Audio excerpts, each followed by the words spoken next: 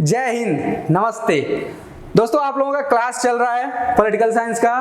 आज का जो टॉपिक है हम पढ़ने वाले हैं उच्च न्यायालय चैप्टर 15। ठीक है, 15 चैप्टर हम करने वाले हैं आज। और देखो, सबसे पहली चीज ये है ना कि जो भी बच्चे हैं, ठीक है, जो भी क्लास देख रहे हैं, इसके पहले वाला वीडियो जरूर देख लें उच्चतम न्यायालय का, ठीक है, जिसमें हमने उच्चतम न्यायालय के बारे में, उसकी संरचना के बारे में, उसके पावर्स के बारे में सब कुछ हमने वहां पे डिस्कस किया है। ठीक है, अगर आप उसे देख कर आते हैं तो यहाँ बहुत कुछ आपको दोबारा रिवीजन करने को मिल जाएगा और बहुत चीजें आपकी और क्लियर हो जाएंगी। ठीक है, तो उच्च न्यायालय और उच्चतम न्यायालय में बस थोड़ा सा पावर को लेकर डिफरेंस है, बाकी लगभग सब सेम है। ठीक है, आर्टिकल्स को लेके भी थोड़ा डिफरेंट है कि जो उच्चतम न्यायालय को जो पावर मिली है वो किसी और आर्टिकल्स में मिली है संविधान के, उच्च न्यायालय को जो है वो किसी और आर्टिकल्स में मिली है। ठीक है, क्षेत्राधिकार भी थोड़ा सा अलग अलग है। ठीक है, तो आज जो हम बात करेंगे उच्च न्यायालय के बारे में आज हम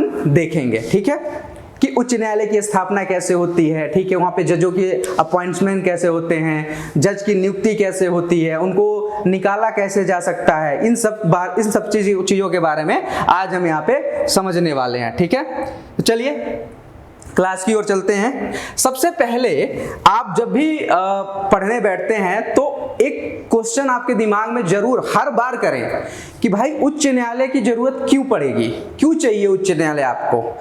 नहीं है तो क्या हो जाएगा उससे, अगर उच्च न्यायालय नहीं, मान लो उच्चतम न्यायालय है, उच्च न्यायालय नहीं होगी तो क्या आफत आ जाएगी आपको।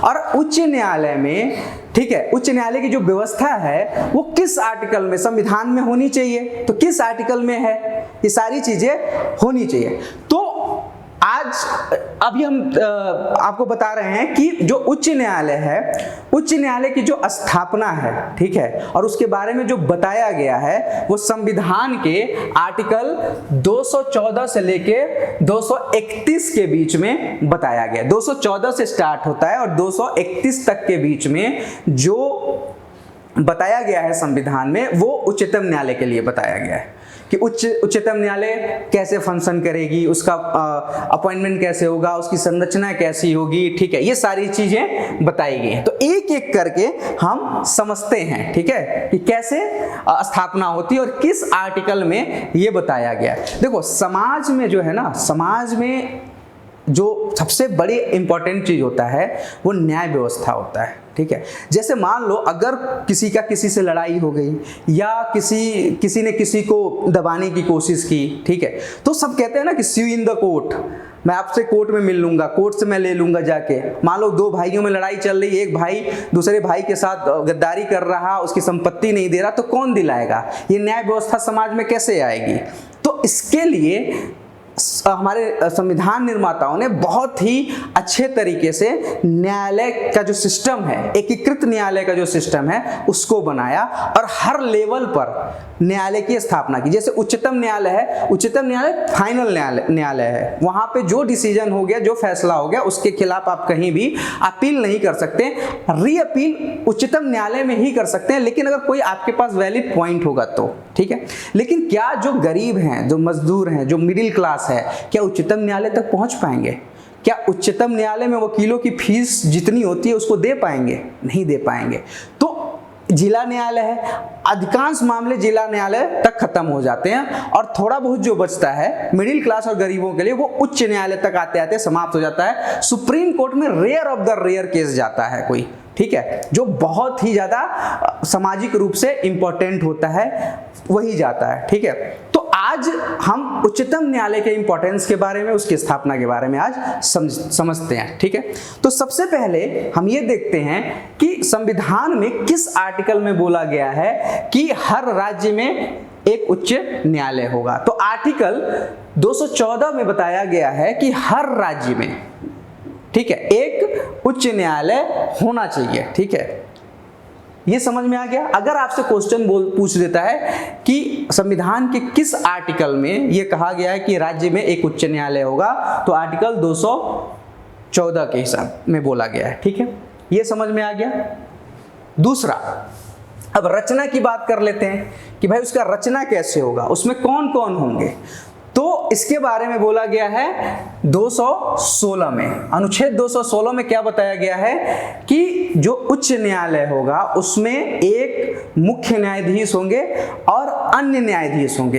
राज्य जनसंख्या और राज्य के हिसाब से है, जजों की जो संख्या होती है वो डिफरेंट होती है, सेम नहीं रहेगी, ठीक है।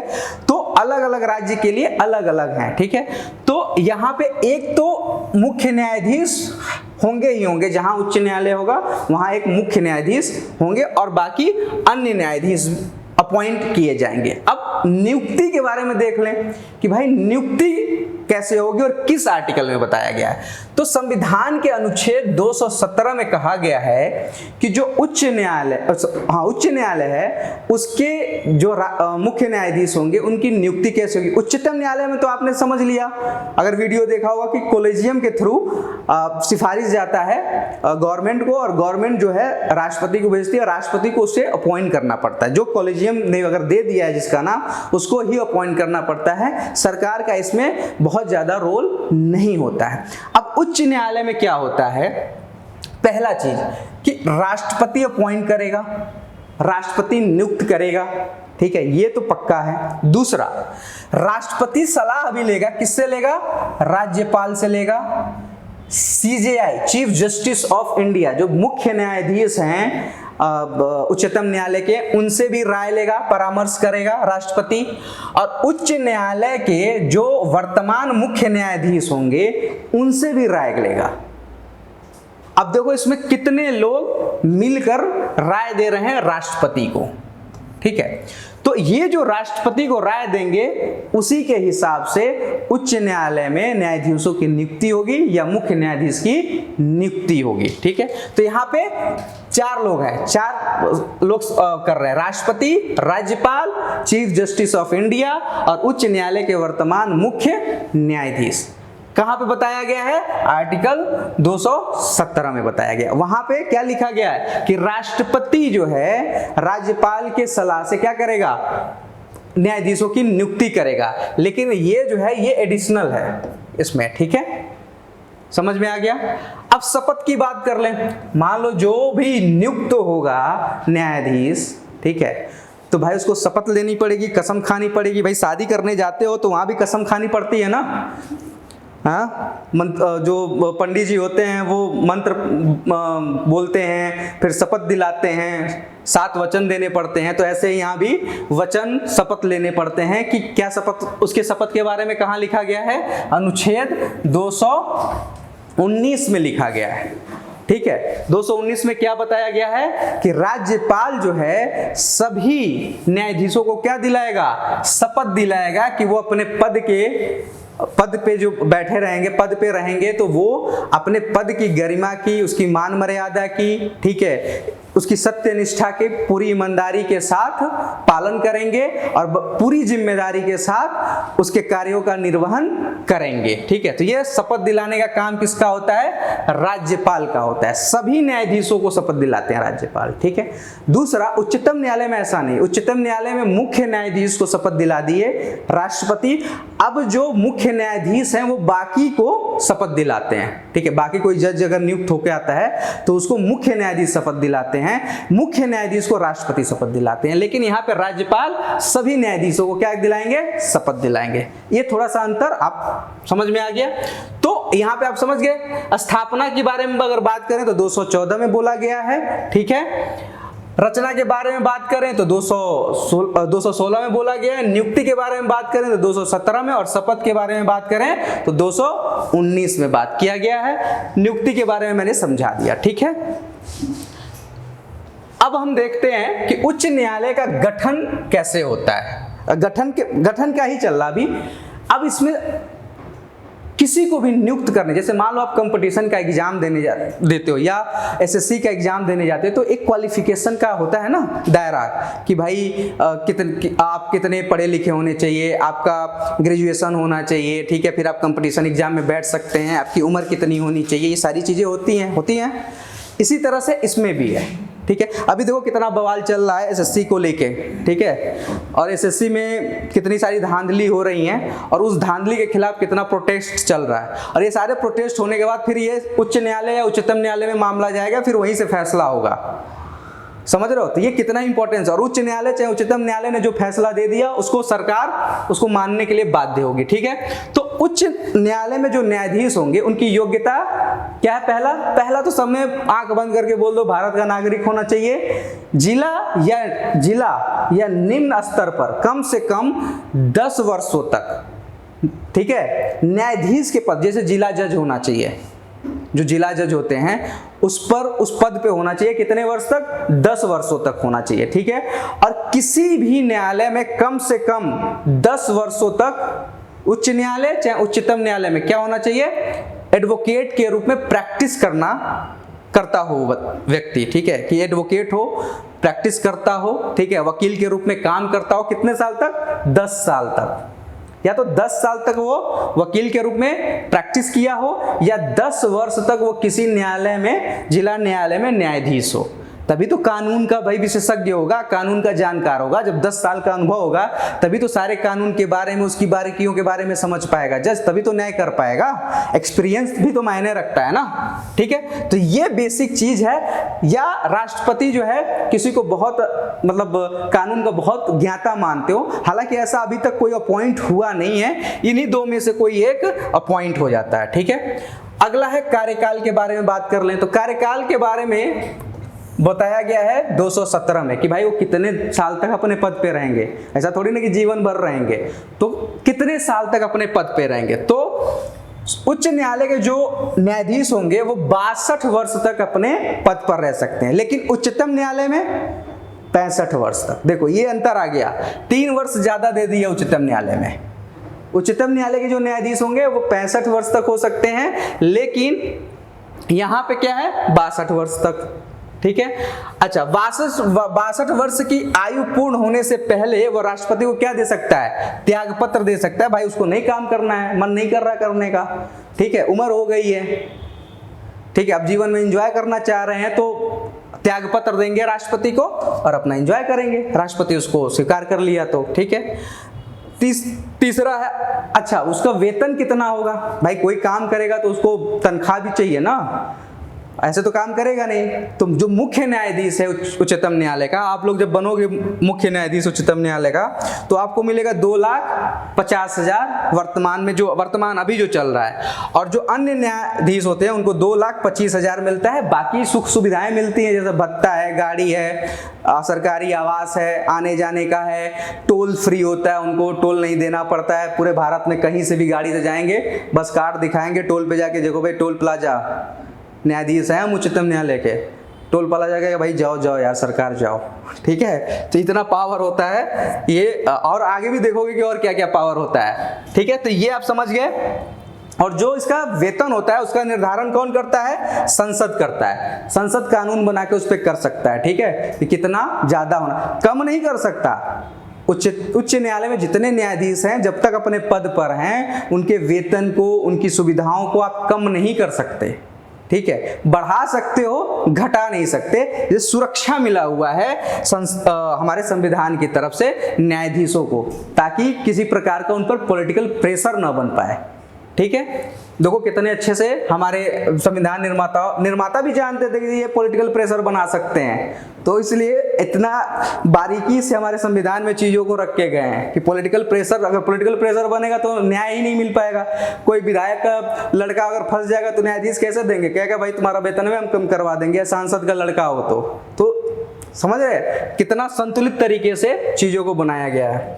अच्छा, अगर पद से हटाना, मान लो कोई न्यायाधीश है जो दुराचार के मामले में फंसा हुआ है, या जो अयोग्य है, जो उस पद को संभाल ही नहीं पा रहा, सही से डिसीजन नहीं दे पा रहा, कानून का सही से ज्ञान नहीं है उसको, ठीक है, हर बार गलत फैसला दे रहा है, ठीक है, क्षमता नहीं है, या संविधान का अच्छे से, जो संविधान में जो चीजें दी गई हैं उसका अवहेलना कर रहा है उसको, ठीक है, मनमानी कर रहा है, तो उसको उस पद से हटाने की क्या व्यवस्था है? अरे भाई गलती से मान लो राष्ट्रपति और इन लोगों ने किसी गलत बंदे को चुन लिया और भेज दिया भाई उच्चतम न्यायालय, लेकिन वो हर बार दिक्कत कर रहे हैं, तो कैसे उनको हटाया जा सकता है? तो उनको हटाने के लिए संसद द्वारा क्या लाया जाएगा?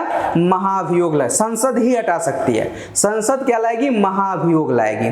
महाभियोग लगेगा किस आधार पे? दुराचार और अयोग्यता के आधार पर। और दोनों सदनों से दोनों सदनों से उपस्थित जितनी सदन में जितने सांसद हैं जो उपस्थित है उनके 2/3 बहुमत से, और टोटल संसद की जितनी संख्या है उसमें 50+ होना चाहिए। 50% से ज्यादा वोट अगर मत से पारित हो जाता है महाभियोग, तो क्या हो जाएगा, जो जिसके खिलाफ महाभियोग लग रहा है, जिस न्यायाधीश के खिलाफ, उनको अपना पद खाली करना पड़ेगा, राष्ट्रपति उनको अपने पद से हटा देगा। समझ में आ गया? फिर से समझा देता हूं। जो मान लो संसद है, संसद में लोकसभा में प्रस्ताव चला कि भाई इस एक ए पे महाभियोग लगाया जाए। अब उस दिन क्या है कि 540 लोग या 535 जो है सांसद हैं, तो 535 का 2/3 बहुमत से वो पारित होना चाहिए, पहला। और दूसरा, अगर 550 टोटल लोकसभा का सीट है, 550 मेंबर बैठ सकते हैं, तो उसका 50% + 1, 50% से अधिक मतदान प्रस्ताव के तरफ होना चाहिए। दोनों कंडीशन अगर फुलफिल होगा तभी महाभियोग पारित हो सकता है। थोड़ा टफ बनाया गया इसको ताकि कोई दिक्कत ना हो न्यायाधीशों को, ठीक है। अच्छा, वर्तमान में यशवंत वर्मा पे जो यूपी के हैं, उनके यहाँ पे जो जले हुए नोट मिले हैं उनके आवाज से, ठीक है, तो उन पे इस समय चल रहा है क्या, संसद में महाभियोग चल रहा है, ठीक है, वर्तमान में।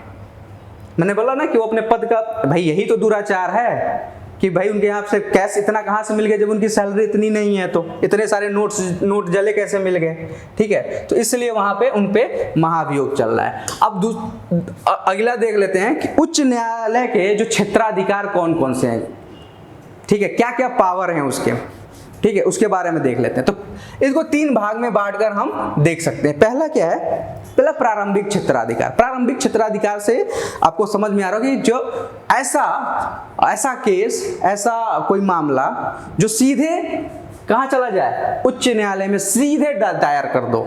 सीधे, जैसे मान लो मेरे साथ कुछ ऐसा हुआ और मैं सीधे उच्च न्यायालय चला जाऊं, मुझे जिला न्यायालय जाने की जरूरत नहीं है, सीधे मैं उच्च न्यायालय में जाके अपनी पैरवी कर सकता हूं कि भाई देखिए महोदय, माय लॉर्ड, मेरे साथ ये चीज हो गई है और संविधान जो है मुझे ये अधिकार देता है कि मैं सीधे इसे उच्चतम न्यायालय में ले आऊं, आपको ये सुनना है, ठीक है। अब उच्च न्यायालय देखेगा कि तुमको सुनना है कि नहीं सुनना है, वो अब उसके ऊपर है, ठीक है।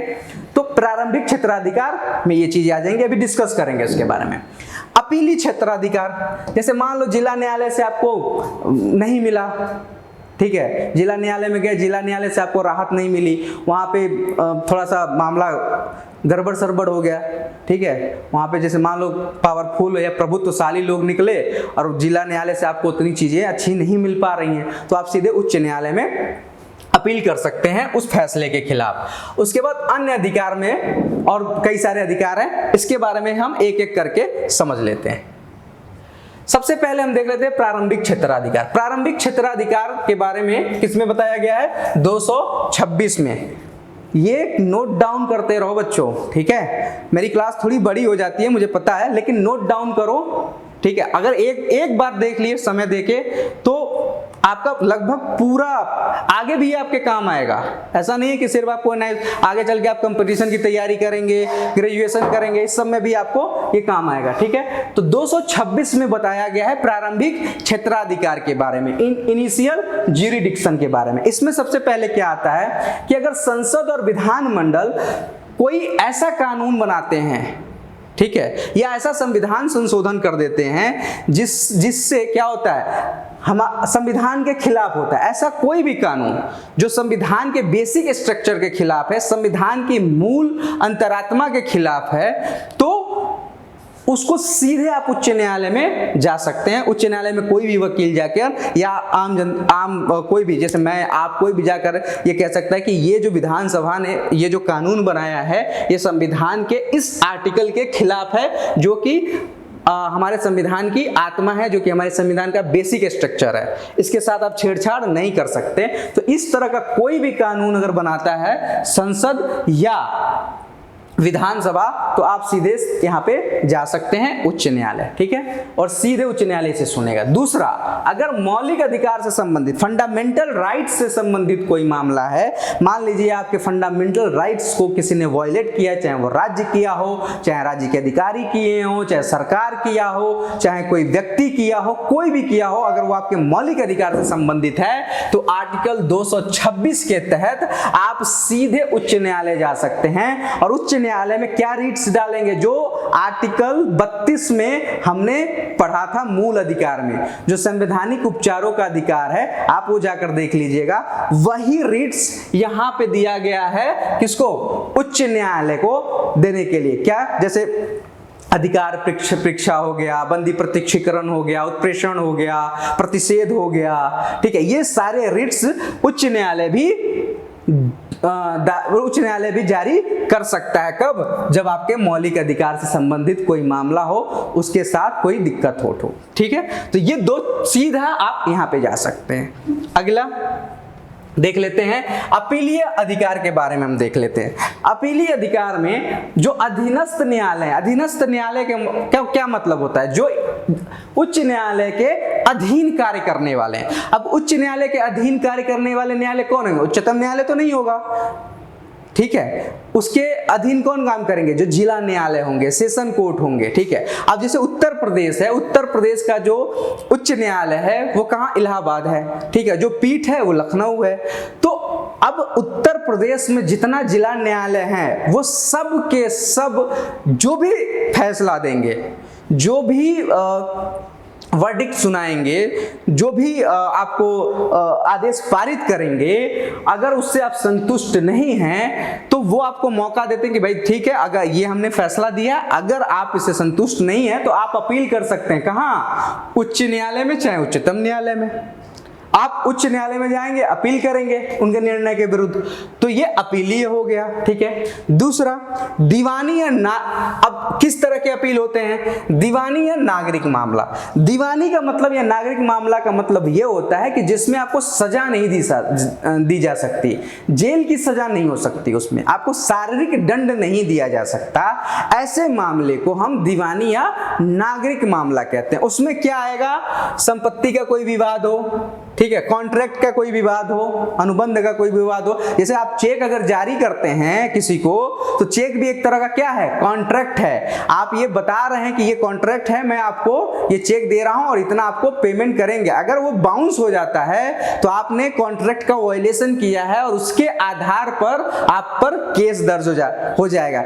आप देखिएगा, जब लोन आप कराने जाएंगे ना, तो लोन जब आप कराएंगे तो बैंक वाले कहेंगे भैया हमको 3 चेक चाहिए जिसपे कुछ लिखा नहीं होगा, बस आपका साइन होगा। क्यों लेते हैं, कल को अगर आप फ्रॉड करते हैं, आप EMI नहीं देते हैं उसका, तो क्या करेगा कोर्ट, आपके जो चेक है उसको रिप्रेजेंट करेगा बैंक में, और जब वो रिप्रेजेंट करेगा तो उसका कुछ पैसा कटेगा और उसी के बेस पर क्या करेगा, वो कोर्ट में मुकदमा दायर करेगा आपके खिलाफ, फ्रॉड के, कि आपने फ्रॉड किया है, आप पैसे जमा नहीं कर रहे हैं, ठीक है।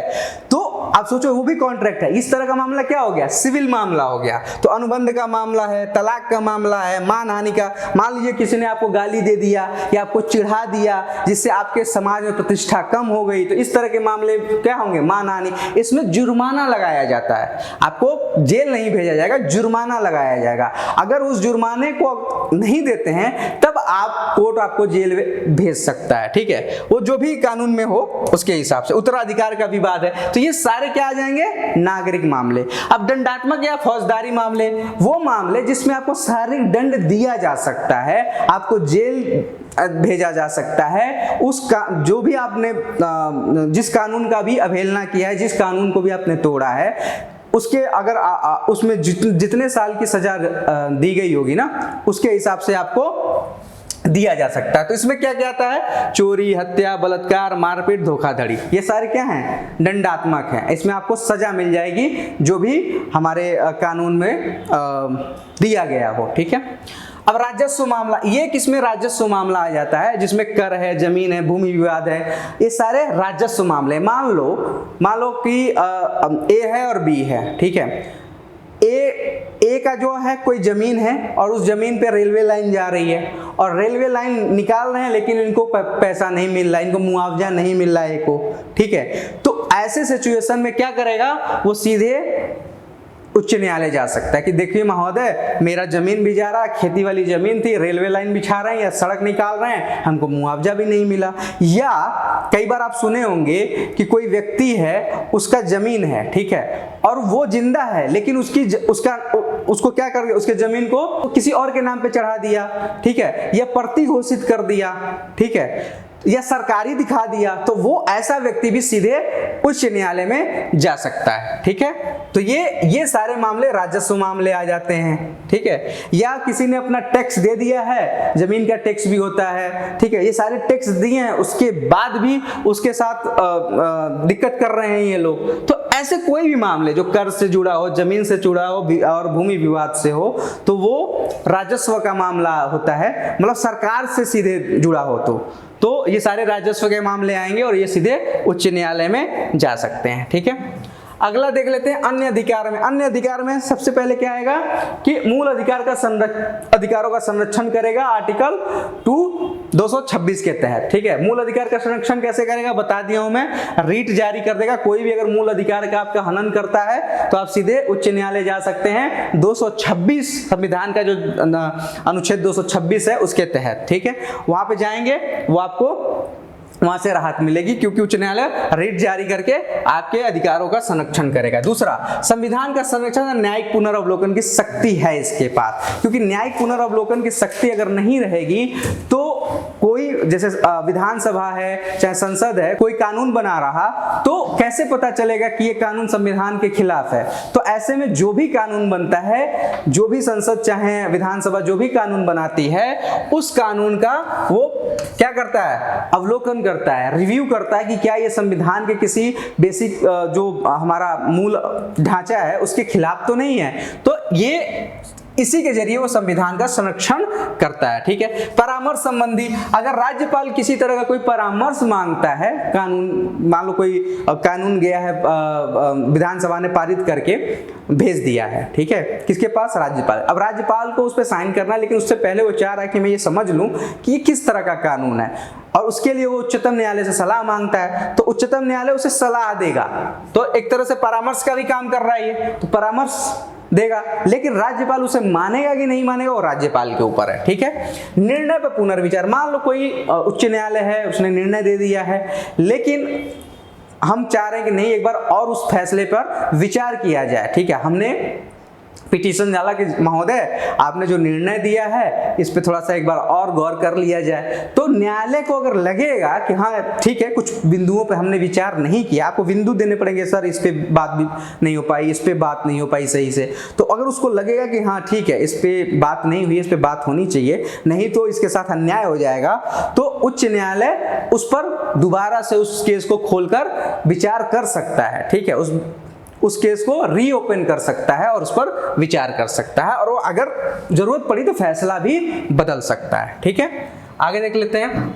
अच्छा, उच्च न्यायालय जो है ना वो एक अभिलेखीय न्यायालय है। अभिलेखीय न्यायालय का मतलब क्या है कि वो जितना फैसला देता है उसे रिकॉर्ड के रूप में रखा जाता है। पहली चीज, पहला ये समझो कि जो भी फैसला वो देगा न्यायालय, उसको रिकॉर्ड के रूप में रखा जाएगा, और उससे जो निचली अदालत है मतलब जिला न्यायालय है, उसके दिए हुए फैसले को संदर्भित करके कोई फैसला भी सुना सकती है। तो उसके फैसले को as a law, as a कानून मान्यता प्राप्त हो जाती है, ठीक है। तो ऐसे चीजों को क्या कहते हैं, जो रिकॉर्ड रखता है अपने फैसलों का, उसको अभिलेखीय न्यायालय कहते हैं, ठीक है। कोर्ट ऑफ रिकॉर्ड, जिसके पास पूरा रिकॉर्ड भी होता है। दूसरा, इसके द्वारा जो निर्णय दिए जाते हैं उसे कानूनी मान्यता प्राप्त है, और अगर कानूनी मान्यता प्राप्त है और उसकी कोई अवहेलना करेगा तो उसे दंड भी मिलेगा। तो कोर्ट कैसे दंड देगा, कंटेम्प्ट ऑफ कोर्ट करके। जैसे मान लो कि दो व्यक्तियों के बीच में लड़ाई या झगड़ा हो गया, या किसी चीज को लेके विवाद हो गया, ठीक है। तो अगर कोर्ट ने आदेश दिया कि भाई ये चीज सही करो, ठीक है, तो अगर वो नहीं मान रहे हैं तो क्या करेगा कोर्ट, कहेगा भाई ये कोर्ट के जो आदेश है उसकी अवहेलना किया, इसको 2 महीने के लिए जेल में डाल दो या 6 महीने के लिए जेल में डाल दो। जैसे देखना जब बहस हो रही होगी वकीलों की और वकील जज की बात बार बार वो ऑर्डर दे रहा है कि भाई मत करो मत करो, मत चिल्लाओ, या थोड़ा सा संयम बना के रहो, अनुशासन बना के रहो, और अगर नहीं मानता है उसके साथ बहस करता है कोर्ट के जज के साथ, तो कोर्ट क्या करेगा, कंटेम्प्ट लगा के तुरंत उनको जेल में डाल देगा। अब वो जेल में डालने के लिए 2 महीना 2 साल कितना देगा वो कोर्ट के ऊपर है, ठीक है। तो इसलिए देखना कि जितने वकील होते हैं ना वो माय लॉर्ड करते रहते हैं, क्योंकि वो जैसे अगर थोड़ी सी भी ऊंची आवाज में बात किए और उसके आदेश की अवहेलना किए तो दिक्कत हो जाएगी, ठीक है। तो ये पावर है उच्च न्यायालय के पास, ठीक है। दूसरा आगे, अच्छा न्यायिक पुनर्वलोकन। न्यायिक पुनर्वलोकन में क्या क्या आ जाएगा, विधायिका द्वारा जो भी कानून बनाया जाएगा ना उसका अवलोकन करेगा कौन, उच्च न्यायालय, कि भाई ये कानून संविधान के हिसाब से सही है गलत है क्या नहीं। अगर गलत पाता है तो उसे नन एंड वॉइड यानी शून्य कर देगा।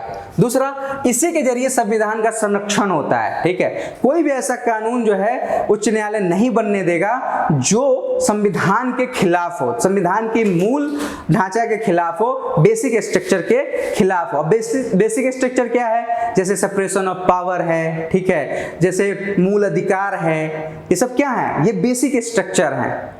अगर यही खत्म हो जाएंगे तो फिर संविधान का कोई मतलब नहीं रह जाएगा। तो संविधान के जितने बेसिक स्ट्रक्चर हैं उनको बनाए रखने का काम कौन करता है, उच्चतम न्यायालय। किसके जरिए, न्यायिक पुनर्वलोकन के जरिए। जो कानून बनाएंगे, लाओ भाई दिखाओ ये सही किए हो कि नहीं किए हो, अगर सही किए हो तो पास है, नहीं किए हो तो खारिज कर देगा, उसको नहीं चलने देगा। अच्छा, इसी के जरिए मूल अधिकारों का भी संरक्षण कर लेता है वो, क्योंकि बेसिक स्ट्रक्चर में मेन यही आता है मूल अधिकार। तो इसके जरिए आपके मूल अधिकार की भी रक्षा हो जाती है, क्योंकि अगर कोई भी ऐसा कानून मूल अधिकार, जैसे मान लो कहते कि भाई कोई ऐसा कानून बना दे कि भाई आज के बाद कोई भी ना स्वतंत्र भाषण नहीं दे पाएगा, अभिव्यक्ति की स्वतंत्रता को खत्म कर रहे हैं हम। अब अभिव्यक्ति की स्वतंत्रता को खत्म करोगे तो मूल अधिकार को खत्म करोगे, और मूल अधिकार सबके लिए जरूरी है। तो ऐसे अधिकार क्या इसको खत्म करने देगा कोर्ट? नहीं करने देगा, क्योंकि संविधान का ये मेन चीज है, ठीक है। इसके बिना तो आप लोकतंत्र के लिए कह ही नहीं सकते, ठीक है। अच्छा, अब एक क्वेश्चन है, क्या संविधान में न्यायिक पुनर्वलोकन की व्यवस्था की गई है? क्या है, इसके बारे में बताया गया, कहीं लिखा गया है? तो देखो कहीं लिखा नहीं गया, मैंने जब उच्चतम न्यायालय पढ़ा है उसमें भी बताया है कि लिखा नहीं गया है, लेकिन संविधान में जो कुछ आर्टिकल्स में कुछ बातें कही गई हैं उससे यह संदर्भित होता है, उससे यह पता चलता है, उससे यह जानकारी मिलती है कि न्यायालय को ये संविधान की सुरक्षा के लिए और मौलिक अधिकार की सुरक्षा के लिए अधिकार दिए गए हैं। तो वो जो अधिकार मिला है उसको वो किस तरह से करेगा पूरा, तो उसी के लिए वो क्या कहता है, जो भी कानून बनेगा उसका हम रिव्यू करेंगे कि भाई इसके खिलाफ तो नहीं है। और इसके बारे में कहा गया है, तो सबसे पहले अनुच्छेद 13 में बताया गया, क्या बताया गया है कि कोई भी कानून जो मौलिक अधिकार का उल्लंघन करेगा वो शून्य हो जाएगा। तो भाई ये पता कैसे चलेगा कि जो कानून बना है वो मौलिक अधिकार के खिलाफ है? कैसे पता चलेगा कि कोई भी जो विधानसभा पास की है वो हमारे संविधान के खिलाफ है, मौलिक अधिकार के खिलाफ है? तो ये पता चलेगा जब कोर्ट उसको रिव्यू करेगा, उसको देखेगा कि भाई ये सही में मौलिक अधिकार के खिलाफ है कि नहीं है, तो उसको नन एंड वॉइड करेगा। तो एक पता चला ना कि 13 को अगर जारी रखना है, 13 को अगर इंप्लीमेंट करना है तो उसके लिए न्यायालय को करना है, ठीक है। न्यायालय तो शून्य करेगा। दूसरा, अगर आप आर्टिकल 32 को देखोगे और 226 को देखोगे तो उसमें भी क्या बोला गया है कि भाई अगर कोई भी मौलिक अधिकार की सुरक्षा के लिए सीधे कहां जाएगा, उच्च या उच्चतम न्यायालय जाएगा, ठीक है। 32 के हिसाब से सीधे उच्चतम न्यायालय जाएगा। और 32 को तो इतना पावरफुल बनाया गया है कि अगर मेरे मौलिक अधिकार का हनन हुआ है और मैं उच्चतम न्यायालय से अपील कर रहा हूं तो उच्चतम न्यायालय मना नहीं कर सकता शून्य से, उसको करना ही पड़ेगा, उसको देना ही पड़ेगा, मेरी अपील सुननी पड़ेगी, वो मना नहीं कर सकता। लेकिन 226 में जो दिया गया है उच्च न्यायालय को, उसमें थोड़ा सा उच्च न्यायालय को यह अधिकार दे दिया गया है कि वो देखेगा कि क्या सही में आपके मूल अधिकार का हनन हुआ है। अगर नहीं हुआ है तो मना कर देगा, मैं नहीं सुन रहा भाई। अगर मान लो अब देखो कितना सही, मान लो कई बार होता है उच्च न्यायालय ना सुने आपकी बात, तो आप सीधे उच्चतम न्यायालय जाओ भाई, 32 मुझे सुनो, क्योंकि हुआ है मेरा, उच्च न्यायालय मेरा सुन नहीं रहा, अब आप सुनो। अब यहां पे जैसे जाओगे तो उच्चतम न्यायालय को सुनना पड़ेगा, वो मना नहीं कर सकता, ठीक है। अब देखने के बाद, बहस होने के बाद, चीजें होने के बाद में वो क्या फैसला देगा वो उच्चतम न्यायालय के ऊपर है, ठीक है। तो आप सीधे जा सकते हैं। तो यहां भी एक पता चल रहा कि न्यायिक पुनर्वलोकन के लिए, संविधान की सुरक्षा के लिए और मौलिक अधिकार की सुरक्षा के लिए कौन जिम्मेदार होगा? उच्चतम न्यायालय और उच्च न्यायालय जिम्मेदार होंगे। लेकिन वो करेंगे कैसे? तो इसी के जरिए, न्यायिक पुनरावलोकन के जरिए, जुडिशियल रिव्यू के जरिए करेंगे, ठीक है। आपको समझ में आ गया? चलिए, अब एक चीज बहुत इंपॉर्टेंट है, जनहित याचिका। जनहित याचिका के बारे में भी कहा गया, बोला गया है 226 में बोला गया है। जनहित याचिका के से क्या समझ रहे हैं आप? जनहित याचिका मतलब ऐसी याचिका जिसमें मैक्सिमम जनता का हित हो या जनता के किसी समूह का हित हो। जैसे मान लो एक महिला, क्या है, समूह है, महिलाओं के लिए कुछ आपने जनहित याचिका डाल दिया, बच्चों के लिए कुछ जनहित याचिका डाल दिया, या गरीब समुदाय के लिए कुछ जनहित याचिका डाल दिया, या अल्पसंख्यकों के साथ कोई मौलिक अधिकार का हनन हो रहा है या वो नहीं जा पा रहे हैं उच्चतम न्यायालय चाहे उच्च न्यायालय, तो उसके लिए जनहित याचिका डाल दिया, ठीक है। तो जनहित याचिका जो है जनता के हित में दायर की जाती है, ठीक है। वो जनता के हित में होनी चाहिए, और वो क्या कर सकता है? कोई भी व्यक्ति उसको दायर कर सकता है। आप, मैं, कोई भी व्यक्ति। अगर किसी एक समूह का, जैसे मान लो महिलाओं का किसी कंपनी में बहुत शोषण हो रहा है, ठीक है, या कहीं पर कारखाना चल रहा है जहां पे बच्चों के, जो बच्चे हैं, बाल मजदूरी ली जा रही है, ठीक है, बच्चों से काम कराया जा रहा है, आप डेली जा रहे हैं, देख रहे हैं, लेकिन आप में भी वो क्षमता नहीं है कि आप उनके खिलाफ कुछ बोल पाए, उनके खिलाफ कुछ कर पाए। तो आप क्या करेंगे? एक वो खरीदिए, पत्र खरीदिए, उस पे सारे ब्यौरा को लिख दीजिए और पोस्ट में डाल के उच्च न्यायालय के लिए भेज दीजिए। उच्च न्यायालय उसे देखेगा, अच्छा ये हो रहा, वो क्या करेगा? अपने लेवल पे जांच कराएगा। जैसे जांच कराएगा, अगर उसको पता चल गया, मतलब उसको मिल गया कि हाँ यहाँ पे बाल मजदूरी कराई जाती है, बच्चों का शोषण किया जाता है, तो क्या करेंगे? वो सीधे PIL है उसको एक्सेप्ट कर लेगा और अपने तरीके से उसको सॉल्व करेगा, ठीक है। वो उसमें कोई वकील की जरूरत नहीं करनी, आपको कोई टेंशन ही नहीं लेना है। अब सीधे वो उच्च न्यायालय चाहे उच्चतम न्यायालय उसको डील करेगा पूरा, ठीक है। तो इसके लिए आप दायर कर सकते हैं। अच्छा, अब ये सीधे उच्चतम न्यायालय और उच्च न्यायालय में दायर की जा सकती है, मैंने बता दिया। अब इसमें फायदा किसको होता है? गरीब को, वंचित को, शोषित लोगों की समस्याओं पर ये ध्यान देता है, ठीक है। जो गरीब लोग हैं, जो वंचित हैं, जो नहीं लड़ सकते हैं, उनके पास पैसा नहीं है, तो ऐसे लोगों को इसके जरिए क्या मिल जाता है? न्याय मिल जाता है, ठीक है। अच्छा, दूसरी चीज ये क्या दिखाता है? अगर गरीबों के साथ कोई अन्याय हो रहा है, उनके मौलिक अधिकार का हनन हो रहा है, कोई उनके मौलिक अधिकार का शोषण कर रहा है, तो ये दिखाता है कि सरकार जो है निष्क्रिय हो गई है, ठीक है। सरकार जो है अपनी जिम्मेदारी को सही से नहीं निभा रही है। अब जब सरकार अपनी जिम्मेदारी को नहीं निभाती है तो उच्च न्यायालय चाहे उच्चतम न्यायालय सरकार को फटकार भी लगाती है और उस जिम्मेदारी को अपने ऊपर लेकर कार्यपालिका वाला कार्य भी कर सकती है, ठीक है। कार्यपालिका जो करती है वो उच्च न्यायालय चाहे उच्चतम न्यायालय करने लगती है, ठीक है। क्योंकि न्याय व्यवस्था को बनाए रखना बहुत जरूरी है, और समाज जो है, चाहे राज्य है, समाज है, वो किस पर टिका है? न्याय व्यवस्था पर टिका है। अगर न्याय की, जिस समाज में, जिस देश में, जिस राज्य में न्याय मर जाता है, न्याय नहीं मिल पाता लोगों को, वो व्यवस्था धीरे धीरे क्या हो जाएगी? खोखली हो जाएगी और एक दिन समाप्त हो जाएगी। बहुत बड़ा रिवॉल्यूशन तैयार हो सकता है इसके लिए, ठीक है। तो न्याय व्यवस्था को बनाए रखना बहुत जरूरी है। दूसरा, मैंने बताया कि सिर्फ एक पत्र लिखकर या पोस्ट कार्ड लिखकर आप PIL डाल सकते हैं। आप चाहे मैं, सोचो कितना अच्छा व्यवस्था इसमें किया गया है कि ताकि सबको न्याय मिल पाए, आप किसी के लिए आवाज उठा पाए, और आपका नाम भी नहीं आएगा कहीं, आपको कोई जानेगा ही नहीं कि आपने ये दायर किया है। सीधे उच्च न्यायालय चाहे उच्चतम न्यायालय इसका अपने हाथ में ले लेगा। सोचो कितनी अच्छी बात है ये।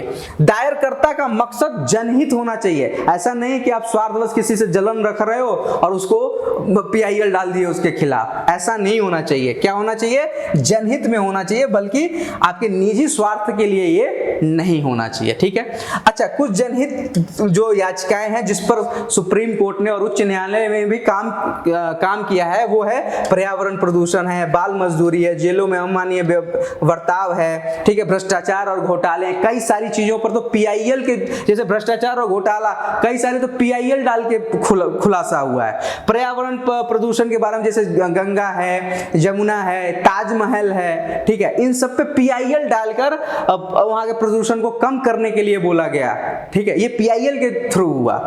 तो सोचो कितना इंपॉर्टेंट है ये चीजें, और सरकार को फटकार भी लगती रहती है सुप्रीम कोर्ट से और उच्च न्यायालय से, ठीक है। तो ये सोचो जनहित याचिका कितना इंपॉर्टेंट है। अगर आपसे क्वेश्चन पूछ देता है तो बस ये आप पॉइंट्स याद रखो और थोड़ा थोड़ा लिख दो, ठीक है। चलिए आगे देख लेते हैं। आगे हम कुछ क्वेश्चंस देख लेते हैं जो इस टॉपिक से संबंधित है। इस क्वेश्चन को लिखने का प्रैक्टिस करिए आप। क्वेश्चन क्या है? उच्चतम न्यायालय के गठन के बारे में बता दिया, कार्यों के बारे में और शक्तियों के बारे में भी समझा दिया हूं। उच्च न्यायालय के न्यायाधीशों को किस प्रकार हटाया जाता है इसके भी बारे में बता दिया हूं महाभियोग के द्वारा। उच्च न्यायालय के प्रारंभिक क्षेत्राधिकार के बारे में बता दिया, मौलिक अधिकार, और अगर कोई ऐसा कानून बनाता है विधानसभा जो संविधान के खिलाफ है, वो सीधे कहां जाएगा? उच्च न्यायालय में आप दाखिल कर सकते हैं। उच्च न्यायालय के अपीलीय क्षेत्राधिकार में भी मैंने बता दिया है कि कौन कौन से सिचुएशन में आप अपील कर सकते हैं उच्च न्यायालय में, ठीक है। जैसे अधीनस्थ न्यायालय उनके जो फैसले हैं उनके खिलाफ आप जा सकते हैं। कोई सिविल मामला है, कोई फौजदारी मामला है, या कोई राजस्व से संबंधित मामला है, तो आप सीधे कहां जा सकते हैं? उच्च न्यायालय। उच्च न्यायालय के भारतीय संविधान का संरक्षक तथा मौलिक अधिकार का रक्षक है, इसके बारे में भी मैंने समझा दिया। आप बस इसको लिखने की प्रैक्टिस करिए, और जितना अधिक से अधिक लिखेंगे उससे दो फायदे हैं, लिखने की प्रैक्टिस भी होगी और आपको याद भी रहेगा, आपका रिवीजन भी होता रहेगा, ठीक है। तो आप अच्छे से पढ़िए, स्वस्थ रहिए, ठीक है। फिर मिलते हैं अगले वीडियो में, तब तक के लिए जय हिंद।